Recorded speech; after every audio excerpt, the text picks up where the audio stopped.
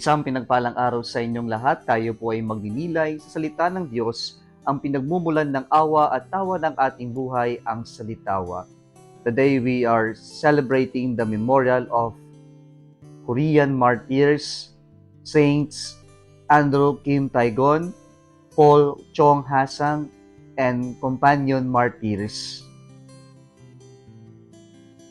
Sabi nga nila, mga kapatid, we cannot please everybody. Subalit sa panahon natin ngayon, tila ang laki ng hatak ng kagustuhan natin na magustuhan tayo, mapusuhan tayo, o kaya naman marami tayong likes na matanggap mula sa ibang tao. Pero sa kabila ng mga ito, ang katotohanan ay nananatili. Hindi natin mapiplease ang lahat. Hindi lahat magugustuhan tayo. Kahit anong kabutihan ang ipakita natin, kahit na gaano tayo magsumikap, magpakabuti at gumawa ng mabuti, meron pa rin mga taong hindi tayo magugustuhan. Yung iba tila kumukulo ang dugo nila sa lahat ng kilos natin o galaw natin na kanilang makikita. Yung iba, tila sa kanilang buhay, ang kanilang ginagawa na lamang ay ang pagmasdan tayo, ang magmasid, at tignan kung ano man pagkakamali ang magagawa natin. At ito ang kanilang ikakalat, isisiwalat sa madlang people. Mga kapatid, ito rin po ang karanasan ng ating Panginoong Hesukristo. At maski ni Juan Bautista na siyang inilahad sa ating ebanghelyo ngayon, na para bang wala ng tama sa kanila. Ngunit po, makikita natin mga kapatid, na si Jesus, hindi po siya nagpadala sa kanilang expectations.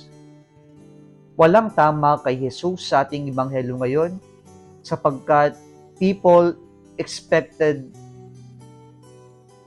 something more from the Lord, or they expected other things from the Lord.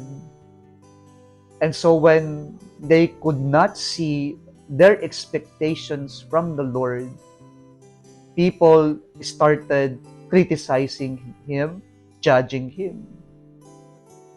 Kaya po, marami ang may ayaw kay Jesus sapagkat taliwas sa kanilang inaasahan ang ipinapakita ni Jesus.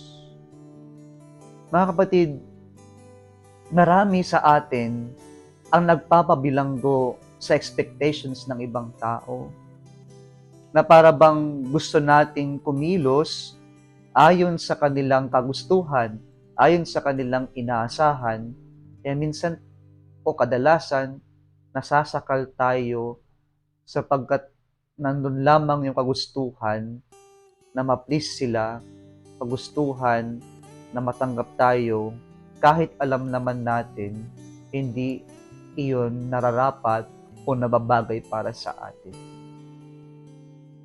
Brothers and sisters, let us not allow the expectations of other people to be our prison, to be our jail. Bagkus, let us imitate our Lord Jesus Christ, na hindi siya kumilos, hindi niya pinahintulutan na siya ay kumilos base lamang sa kung ano ang gusto at o expectations ng ibang tao. Pero ang Diyos nanindigan sa kung ano ang totoo at tama.